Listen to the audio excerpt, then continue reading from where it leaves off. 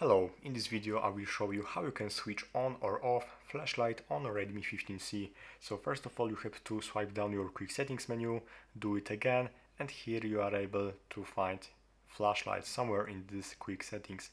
But also if you have no flashlight icon over here, you have to go to the right, open the edit tile, and you have to add the flashlight settings from the bottom. So if you found a flashlight over here, you just simply have to drag it on the top. Here is your quick settings. Now click done and you are able to find the flashlight icon over here. So just simply tap on it and now my flashlight is on.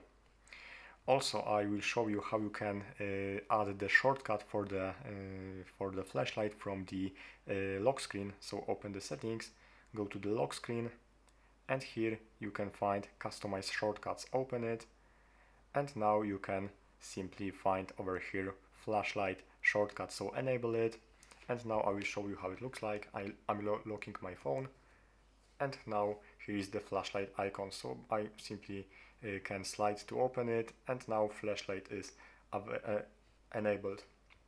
So basically that's all for this video. Thanks for watching and subscribe.